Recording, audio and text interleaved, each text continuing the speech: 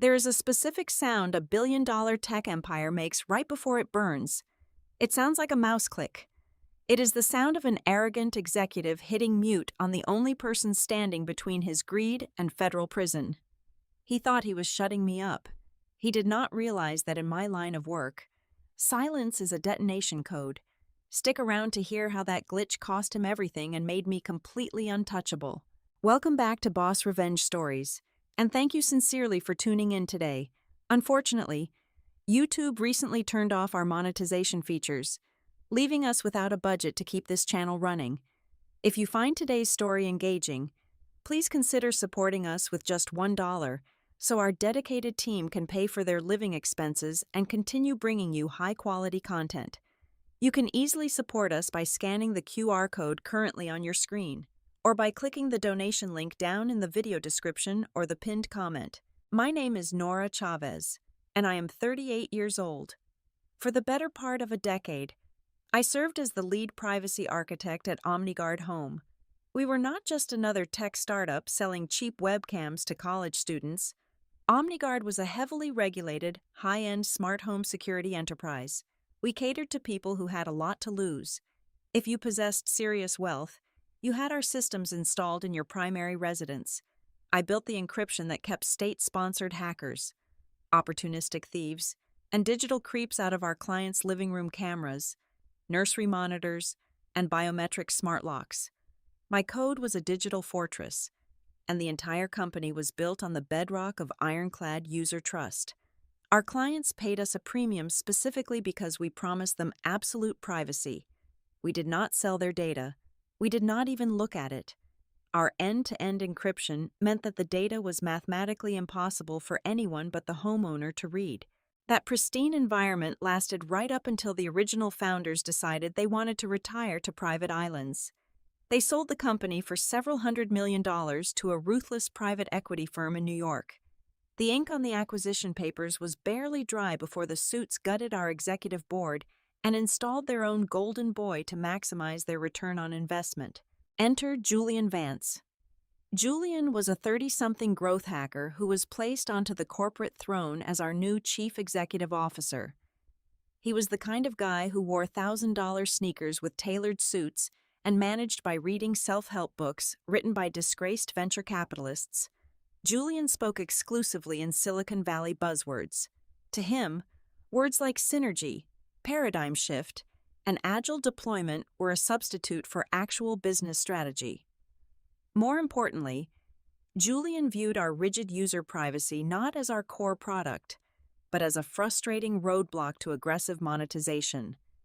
He looked at millions of ultra-wealthy households locked behind our firewalls and saw an untapped goldmine of consumer behavior. It took exactly 2 months for him to cross the line from annoying to criminal. He called a closed-door meeting with the engineering heads to announce his masterpiece. He called it Project Lucidity. Julian pitched it as an innovative machine learning enhancement, but it did not take more than 10 seconds for me to understand what it actually was. Project Lucidity was a clandestine firmware update designed to secretly scrape ambient audio and video data directly from the private homes of our users. The software would listen to background conversations, analyze visual data from the security feeds, and compile psychological profiles on our clients. Julian intended to package this deeply personal data and sell it to third-party data brokers for highly targeted advertising. He wanted to turn millions of secure private homes into a massive, illegal surveillance network just to bump up his quarterly revenue projections. I did not stay silent. As the lead privacy architect, my name was on the compliance filings. I formally pushed back in the middle of the boardroom. I told him straight to his face that secretly recording audio in someone's home without their consent was a severe violation of federal wiretapping laws.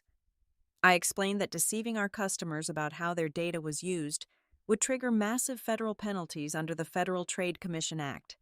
I laid out the legal reality that what he was proposing was not a pivot, but a federal crime that carried heavy prison sentences. Julian leaned back in his ergonomic chair, steepled his fingers, and gave me a patronizing smile. He did not hear a warning. He only heard a roadblock. Nora. "You are entirely too entrenched in legacy thinking," Julian said, his voice dripping with condescension. "You are looking at this through the lens of obsolete legal frameworks. We are disruptors. We move fast and we break things. If the legal team has to draft an updated terms of service agreement to cover our tracks, they will do it. But we are not leaving millions of dollars on the table just because you are afraid to innovate." He waved his hand, dismissing me in front of the entire leadership team as if I was a junior intern who did not understand the vision. That was the exact moment something shifted inside my head. I looked at Julian Vance, and I realized a terrifying truth. He was not just unethical. He was dangerously stupid. He actually believed that corporate jargon and a forced software update could outsmart the federal government. He thought he was untouchable because he had a fancy title and a private equity firm backing him. I realized that continuing to argue with a man who thought he was a god was a waste of breath.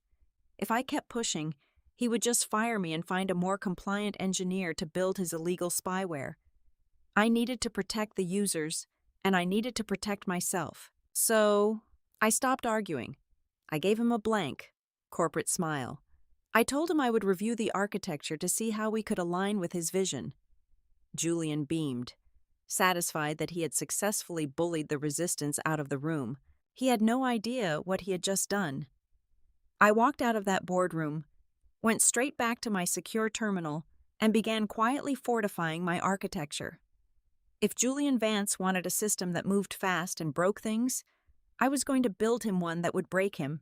A week later, the official mandate came down from the executive suite. Julian sent an urgent, company-wide memo wrapped in his usual corporate doublespeak. He called it an architecture optimization mandate, translated into plain English. He was ordering my team to intentionally dismantle the end-to-end encryption on all user devices.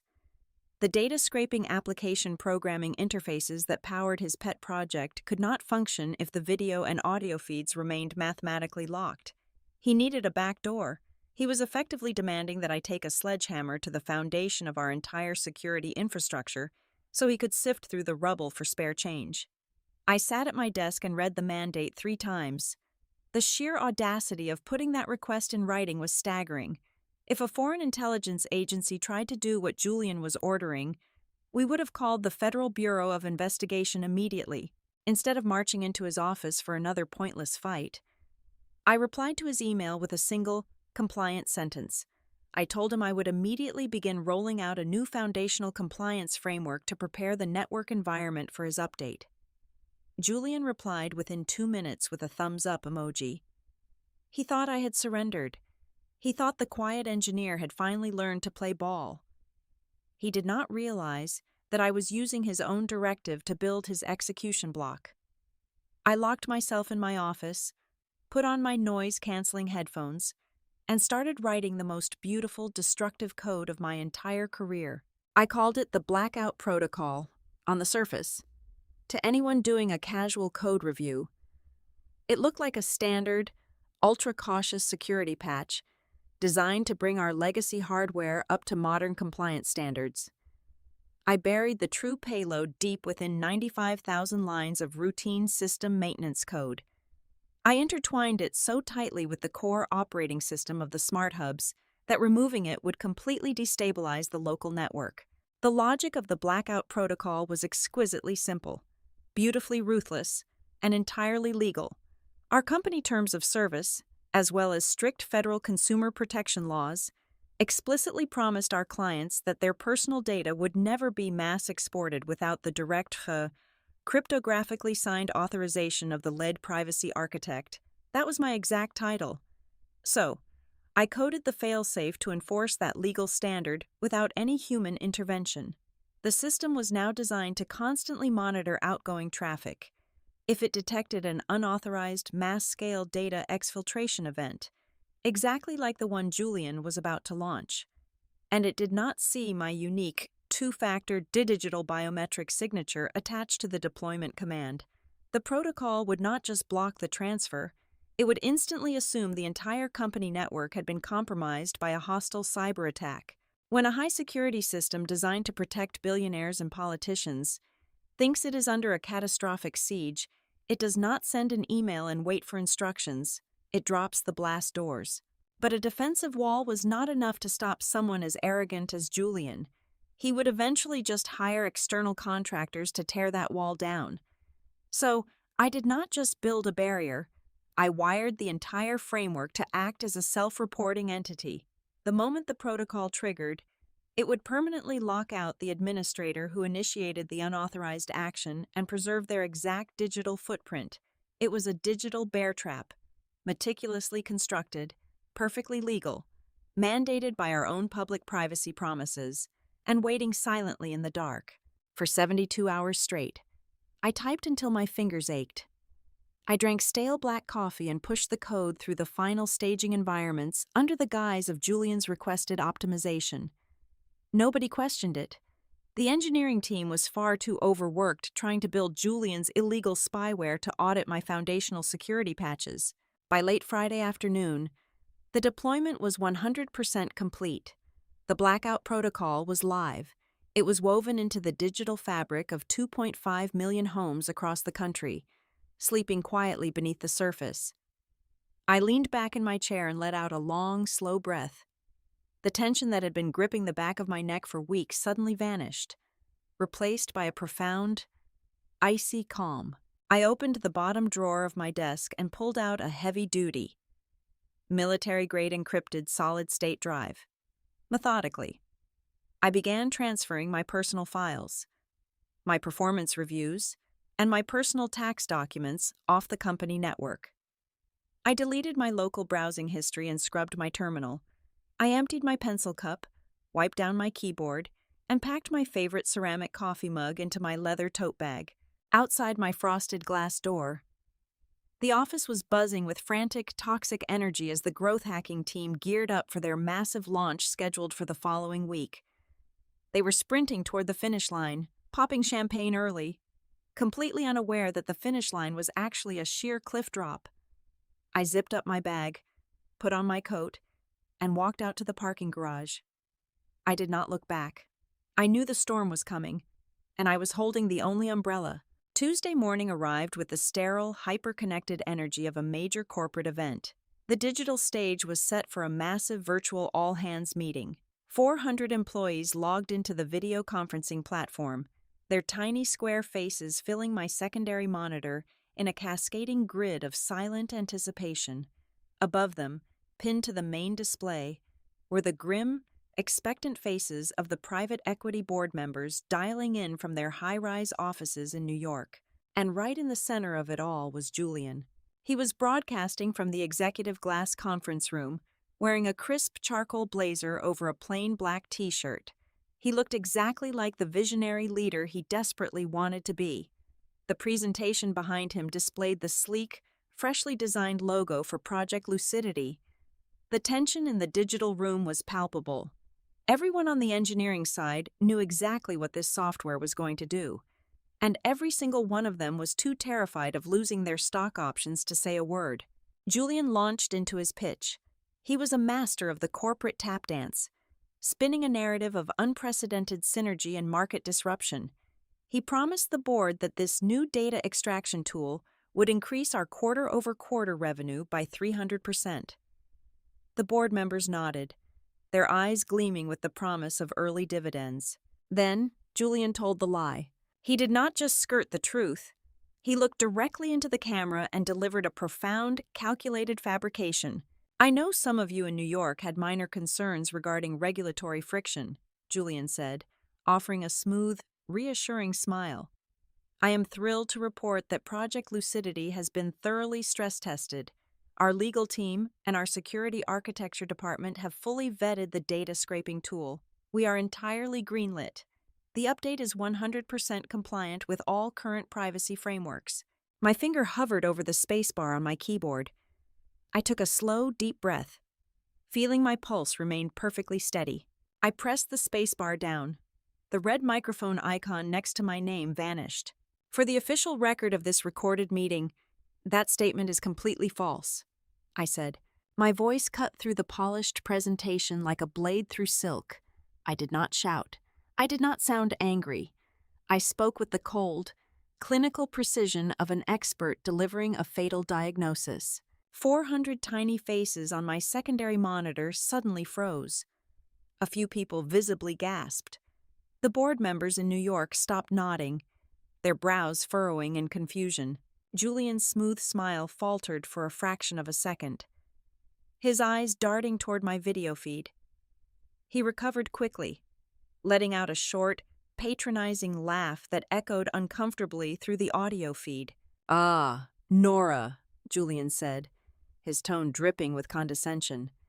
"Our lead privacy architect. I appreciate the passion. Really, I do. But as we discussed offline, we are moving in a more agile direction now. We are making executive decisions to push this company into the future. I need everyone pulling in the same direction. It is a real shame you are deciding not to be a team player on such a historic day for the company." He was trying to shrink me. He was gaslighting me in front of 400 people, painting me as a disgruntled, stubborn legacy employee who could not handle the fast pace of innovation. I did not take the bait. I kept my eyes locked on my webcam, ensuring the board members heard every single word. "This is not about being a team player, Julian," I stated, raising my voice just enough to overpower his attempt to talk over me. "Project Lucidity is a mass surveillance tool. Deploying it is an illegal breach of our own terms of service. You are secretly turning on the microphones in 2.5 million homes. That is a direct violation of federal wiretapping laws, and it exposes this entire board to catastrophic liability under Section 5 of the Federal Trade Commission Act." The color drained from the face of the lead investor in New York. The word liability was kryptonite to private equity. Julian's eyes went dark. The charming visionary facade shattered entirely, revealing the panicked, ruthless amateur underneath. He leaned into his microphone, his voice dropping an octave into a harsh, authoritarian bark. "We are done here," Julian snapped, looking off camera toward the IT director managing the call. "Just mute her, right now. Mute her microphone and revoke her administrative access immediately. We are pushing the update now. I will not have this launch derailed by an insubordinate employee." There was a heavy, deafening beat of silence. Then came the click. A sharp digital chime echoed through my headset. A notification banner dropped down from the top of my screen, informing me that the host had muted my audio. Half a second later, my secondary monitor flickered. A rapid succession of red error windows popped up across my desktop. My security credentials, my database permissions, and my network access tokens were aggressively stripped away in real time. My screen flashed a solid gray lockout screen.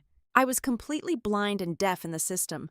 Julian had officially thrown me out of the cockpit. I slowly pulled my hands away from the keyboard and folded them in my lap. A genuine, serene smile spread across my face. I leaned back in my ergonomic mesh chair and watched the main broadcast feed. Julian, breathing heavily and looking thoroughly annoyed, shared his administrative screen with the entire company. He brought up the final deployment terminal for Project Lucidity. He wanted to show everyone who was really in charge. He wanted to prove that no one could stop him. He placed his cursor directly over the bright blue button labeled Deploy. He did not hesitate. He clicked it. The trap was sprung. The moment Julian depressed the mouse button, the Project Lucidity payload shot through our central servers. It was a digital virus dressed up as a corporate innovation, silently fragmenting into 2.5 million individual update packets, like a shadow creeping across a map. It beamed out from our data centers, traveling through fiber optic cables and cellular networks, aimed directly at the secure hubs sitting in the living rooms of our ultra-wealthy clientele from coast to coast. It took exactly 3 seconds for the blackout protocol to wake up. Deep inside the core architecture of every single affected hub, the routine compliance code I had quietly deployed days earlier detected a massive, unauthorized command requesting access to the ambient audio receivers and visual recording databases. Following its hardwired logic, the protocol immediately checked the incoming deployment packet for a matching, authenticated biometric signature from the lead privacy architect. It found nothing, because Julian had eagerly revoked my administrative access just moments prior. My digital fingerprint was completely absent from the command chain. The protocol did not hesitate, bereft of the mandated authorization.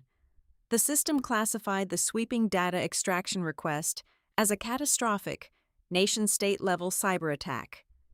It assumed the OmniGuard network had been thoroughly compromised by a hostile entity attempting to steal highly sensitive surveillance data from 2.5 million American households. To protect the users, the protocol executed its ultimate, irreversible directive. It dropped the digital blast doors. Simultaneously, across all 50 states, every single active OmniGuard device initiated a hard, emergency encryption cycle. The physical world consequences were immediate and utterly chaotic.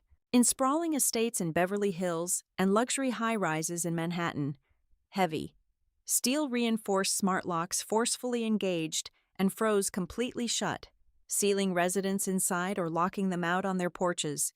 High-definition security cameras, meant to provide peace of mind, abruptly severed their feeds, rendering every surveillance monitor pitch black. But the most spectacular failure was the alarm system. Believing they were under an active physical tampering threat, hundreds of thousands of wall-mounted sirens triggered simultaneously. A deafening, piercing wail erupted in neighborhoods across the country, and because the mobile application was now severed from the encrypted hubs, panicked homeowners frantically mashing the disable button on their phones found themselves completely powerless to stop the noise. Back in the virtual all-hands meeting, Julian's triumphant moment disintegrated before his eyes.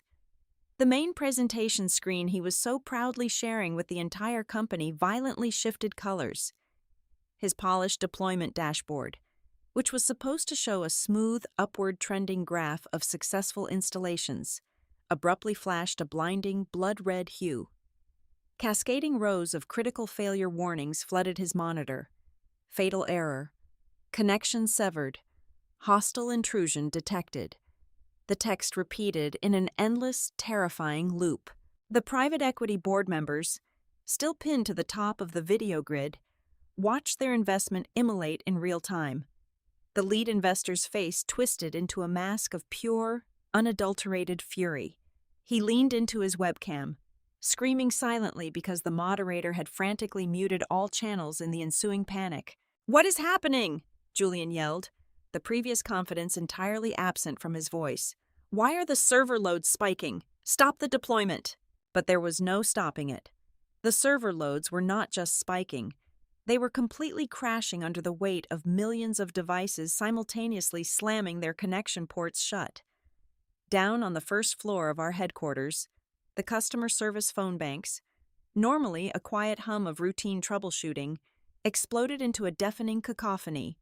The switchboards jammed instantaneously as thousands of furious, terrified, and ear-ringing homeowners demanded to know why their houses had suddenly turned into maximum security prisons.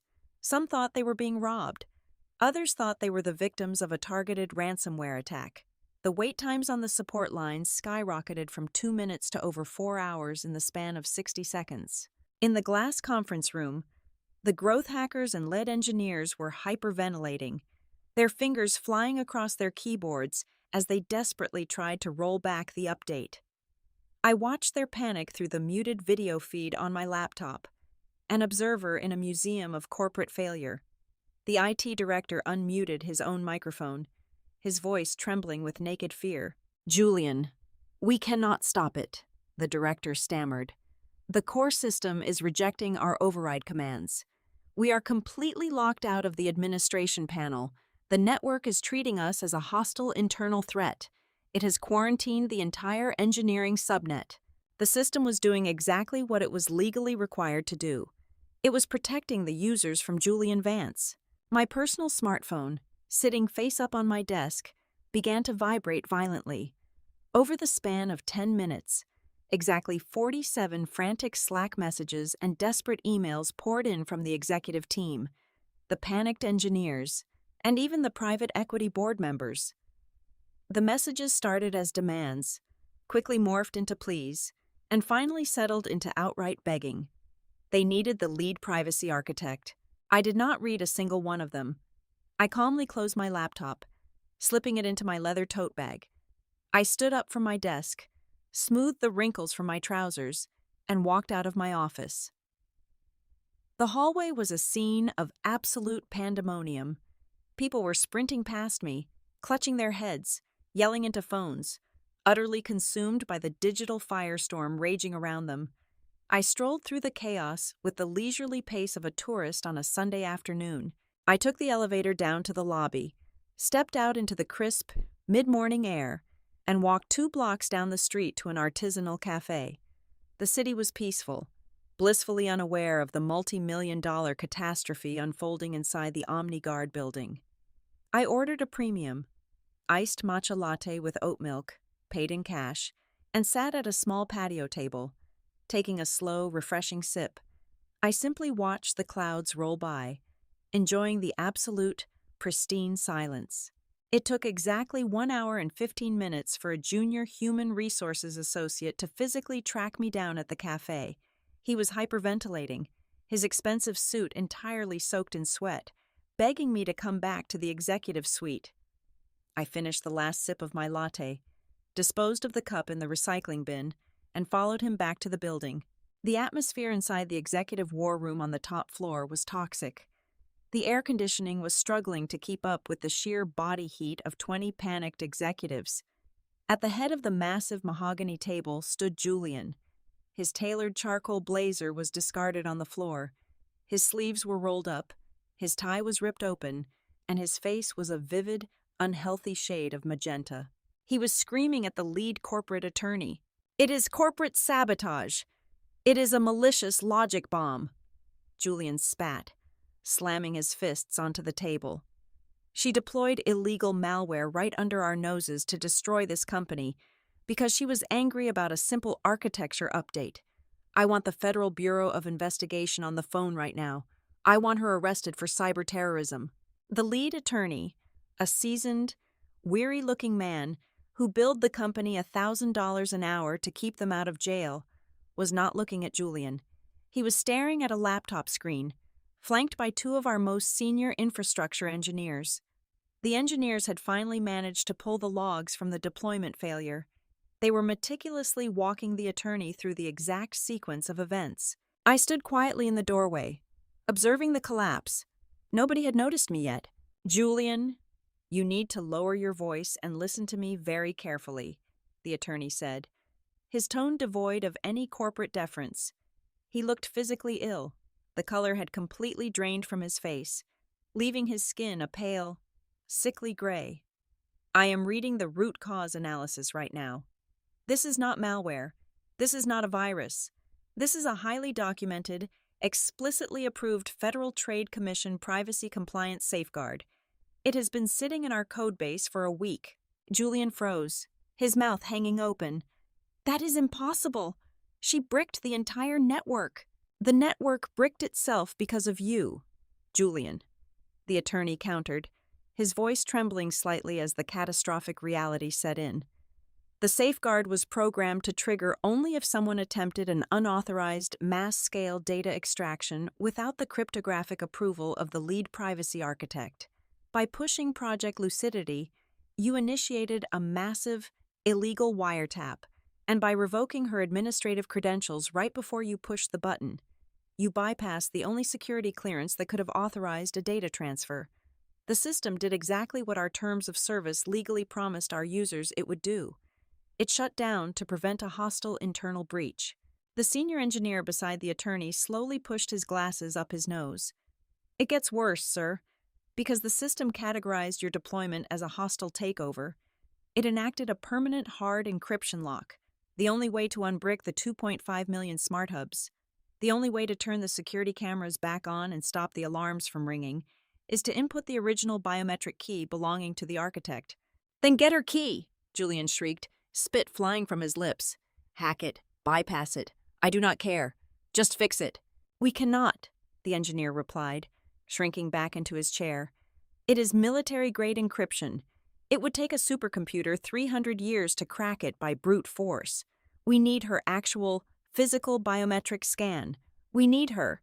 Julian paced the length of the room like a trapped animal. The realization that his entire empire was held hostage by the woman he had publicly humiliated just 2 hours ago was snapping his fragile ego in half. He spun back toward the attorney, his eyes wild with desperation. "Draft a lawsuit," Julian ordered, his voice dropping to a dangerous, gravelly whisper. "I want a $50 million civil suit drafted immediately. Extortion, breach of contract, intentional infliction of financial ruin, whatever you have to call it. Threaten her with total destruction. Tell her that if she does not unlock those devices in the next 10 minutes, I will make sure she spends the rest of her natural life in federal prison and dies penniless." "You want to sue me for enforcing a federal privacy mandate?" I asked. Every head in the room violently snapped toward the doorway. I stepped into the war room. I did not bring my company laptop. I did not bring a notepad. I walked in with a serene expression, holding absolutely nothing but a single, standard-issue manila folder.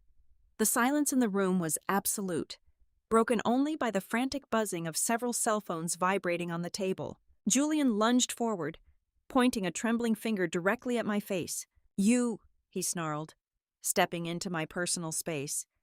"You think you are so clever. You think you can hold my company hostage. You have exactly 1 minute to sit down at that terminal and reverse whatever malicious virus you injected into my network. If you refuse, I swear to God, I will bury you so deep in litigation you will never see the light of day. I will destroy your career, your finances, and your life." I looked at Julian. I did not flinch. I did not raise my voice. The panic and rage radiating off him felt completely pathetic. He was a man who had spent his entire life playing games with other people's money, and he had finally run into a wall that could not be bought, bullied, or outsourced. I did not say a single word in response to his threats. I simply walked past him, approached the mahogany table, and stopped in front of the lead corporate attorney. I placed the manila folder down on the polished wood. I slowly slid it across the table until it rested directly over the attorney's laptop keyboard.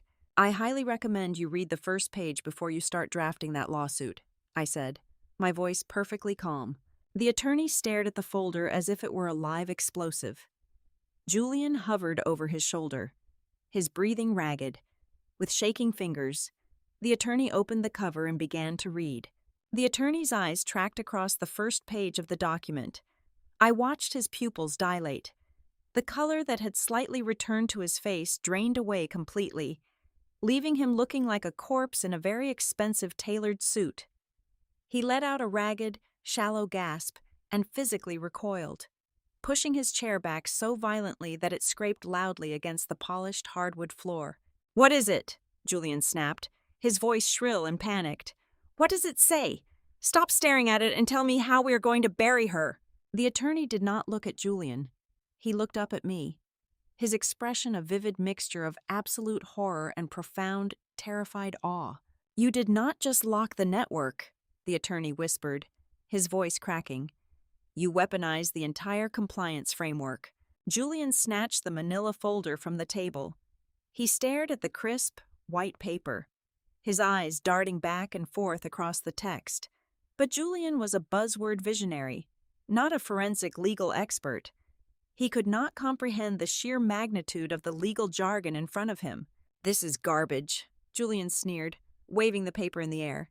"It is just a server log summary. What is this supposed to mean?" I took a slow, deliberate breath. The moment had finally arrived. I let the silence stretch for a few agonizing seconds, savoring the absolute power shift in the room. "That is not just a server log, Julian," I explained, my voice cool, even, and entirely devoid of sympathy. "That is an automated transmission receipt. The blackout protocol did not merely shut down the smart hubs to protect the users. When you bypassed the security architecture and executed the illegal update, the protocol was programmed to immediately compile a comprehensive forensic log of your unauthorized data extraction." Julian stared at me, his arrogant sneer faltering into a mask of pure confusion. "So what? You recorded an error?" "I recorded a federal crime," I corrected him. "And the moment the protocol compiled that forensic evidence, it bypassed our internal network entirely. It established a secure, encrypted tunnel and instantaneously transmitted the entire data package directly to the enforcement divisions of the Securities and Exchange Commission and the Federal Trade Commission. It filed an automated, irrefutable whistleblower report. The war room went dead silent. The heavy breathing of the 20 executives stopped entirely. "It reported us?" Julian whispered, the catastrophic realization finally breaking through his thick skull. "It reported you," I said softly. "The deployment order carries your explicit, authenticated executive mandate. You ordered the dismantling of the encryption. You pushed the mass wiretap. The system just handed the federal government the murder weapon with your fingerprints perfectly preserved on the handle." "You cannot do this!" Julian suddenly shrieked, raw panic entirely consuming him. He threw the folder across the room. "Unlock the system! Unlock it right now, and we will wipe the servers. We can say it was a glitch, a rogue line of code. Fix it, Nora." I shook my head slowly, a cold, victorious smile touching the corners of my mouth. "I am not fixing anything," I replied, "and nobody is wiping those servers. Doing so now would be destruction of evidence and obstruction of justice." Julian stepped forward, raising his hands as if he might physically attack me. Before he could take another step, a low collective murmur rippled through the executives standing near the floor-to-ceiling glass windows. One of the senior engineers pointed a trembling finger down at the street below. "Julian," the engineer choked out, "look outside." Julian rushed to the glass. I did not need to look. I already knew exactly what was there. 5 black, unmarked sport utility vehicles had just aggressively pulled up to the curb directly in front of the OmniGuard headquarters, their red and blue grille lights strobing silently. As Julian watched in paralyzed horror, a dozen federal agents wearing tactical vests stepped out onto the pavement. They did not pause at the security desk. They marched directly into our lobby with the undeniable momentum of a federal raid. "They are here for the servers," I stated, the finality of the situation echoing in the quiet room. "The network you want me to unlock is now officially an active federal crime scene in a massive wiretapping and consumer fraud investigation."